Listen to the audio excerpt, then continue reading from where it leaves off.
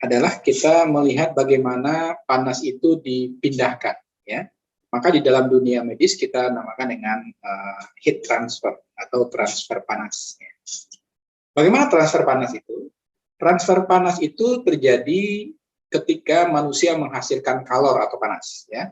Jadi terjadi ketika manusia menghasilkan kalor atau panas. Biasanya hasil, 10 menit lagi ya kita refresh waktu ini. 10 menit lagi, nanti kalau seandainya dia selesai, kita selesaikan saja ya. Karena memang waktu kita sebenarnya sudah habis ya. Hasil metabolisme yang pertama, proses perpindahan panas yang pertama dinamakan dengan pendinginan ektotermik, atau bahasa medisnya dinamakan dengan ektotermik cooling, ya, pendinginan ektotermik. Atau terjadi pemanasan ektotermik atau ektotermik heating, ya.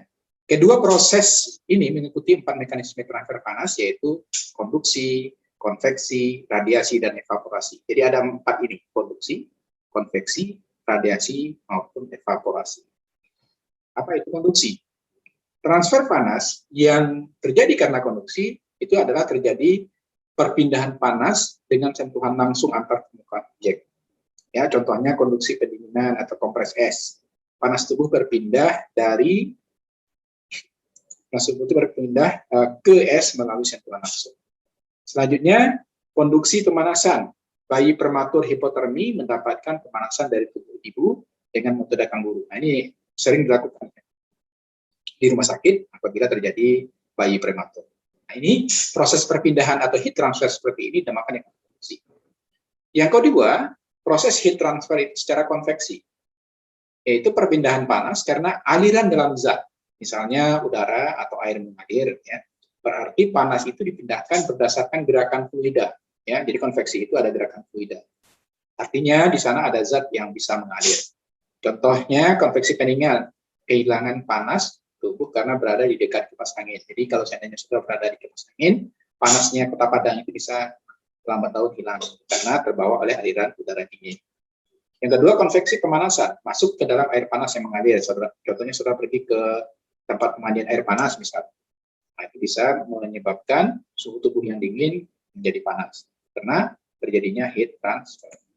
Ya, oke. Selanjutnya, transfer panas yang ketiga itu adalah radiasi. Radiasi itu transfer panasnya terjadi akibat perpindahan panas dengan cara dipancarkan langsung ke benda lain tanpa sentuhan. Dia berdasarkan gelombang elektromagnetik. Tubuh tadi mendapatkan panas dari pancaran panas yang lebih tinggi dan memancarkan panas secara radiasi ke setiap objek yang mempunyai suhu lebih dingin dari manusia. Contohnya radiasi pendinginan, ya. Contohnya panas tubuh terpencar ke benda lain yang lebih dingin. Ya, itu radiasi pendinginan. Ya, misalnya kita berada di tempat-tempat yang suhunya dingin, ya, kayak di atas puncak, gitu ya, atau di atas gunung, ya, maka bisa terjadi radiasi pendinginan, ya. Atau juga terjadi radiasi pemanasan. Radiasi pemanasan itu terjadi panas matahari terpancar ke tubuh kita. Ya, saudara berada di bawah terik sinar matahari, maka terjadi radiasi pemanasan. Seperti itu. Oke, nah ini kesimpulan dari transfer atau heat transfer tadi, transfer panas tadi.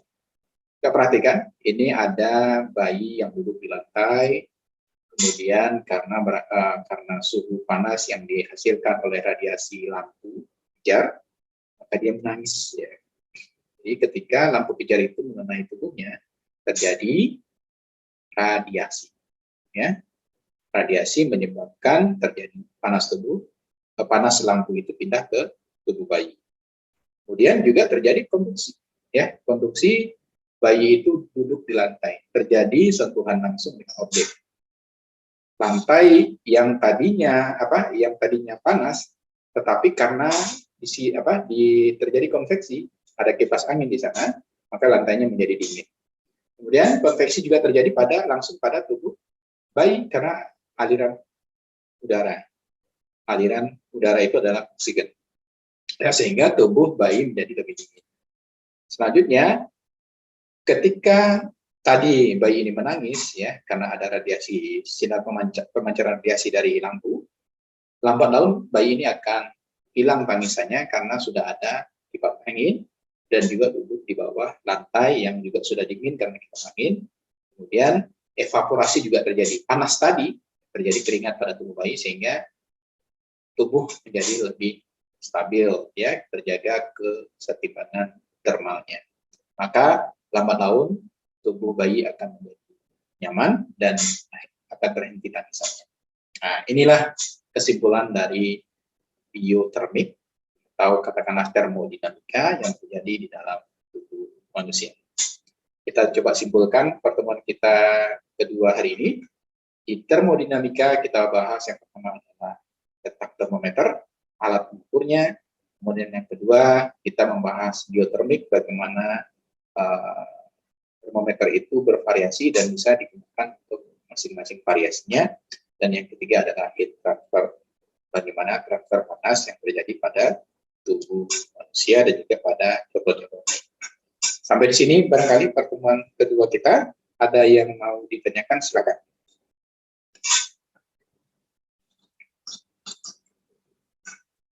Ayo, kalau ada yang mau ditanyakan sambil berjalan ya, karena waktu kita katanya tadi 10 menit lagi ya.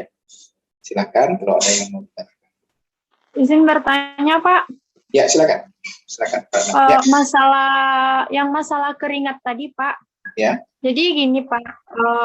Ananda kan bisa dibilang selama di sini Ananda jarang olahraga kan, Pak?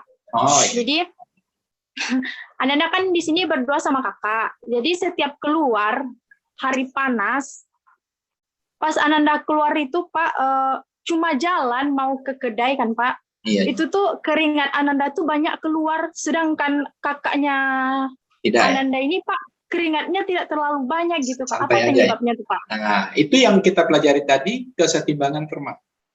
Tubuh akan menyesuaikan bagaimana keadaan tubuh kita ya. Suhu termal itu akan mempengaruhi bagaimana suhu tubuh kita. Jadi tidak ada masalah sebenarnya kita itu berkeringat banyak atau berkeringat sedikit. Itu bagaimana metabolisme yang terjadi dalam tubuh.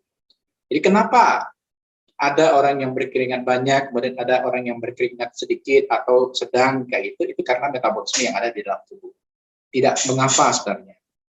Bahkan keluar keringat banyak itu adalah cara tubuh agar menjaga kesetimbangan termal, agar tidak sakit.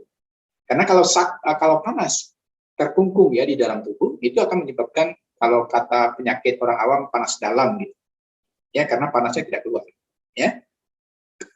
Keluar keringat banyak itu adalah aplikasi dari terjadinya kesetimbangan termal tubuh. Tidak masalah. Tapi yang penting dijaga kesehatan lainnya, karena kalau keringat banyak pasti akan berhubungan dengan kesehatan kulit yang lain segala macamnya. Maka sering-sering mandi ya kalau di Kota Padang. Jadi kalau di Kota Padang itu sering mandi. Padahal saya lahir di Kota Padang, tetapi sekarang sudah kebanyakan tinggal di kota-kota yang dingin ya, di Bukit Tinggi atau di Bandung sekarang ya. Jadi kalau di Bandung atau di Bukit Tinggi saya aman ya. Tapi kalau saya di Padang itu keringatnya banyak juga, maka harus sering-sering mandi. Ya, karena kan kasihan juga ya mendolimi orang sekitarnya kalau kita tidak mandi sering-sering. Karena keringat kita banyak. Jadi nggak apa-apa, itu sehat itu. Orang yang berkeringat sedikit juga sehat itu. Karena memang metabolisme tubuhnya seperti itu. Sehingga keringatnya tidak banyak juga. Ya, tidak masalah. Oke?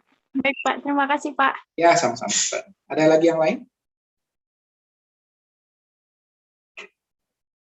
Ya, kita menunggu dihentikan saja sama Zoom ya, karena kita sudah di warning, tapi masih belum nih. Silakan kalau ada yang, ya silakan. Fani ya. Izin Pak. Ya, silakan Pak. Apakah produksi keringat di dalam tubuh itu dipengaruhi juga oleh perkembangan badan atau berat badan, Pak? Ya. Jadi semakin kalau kita di medis itu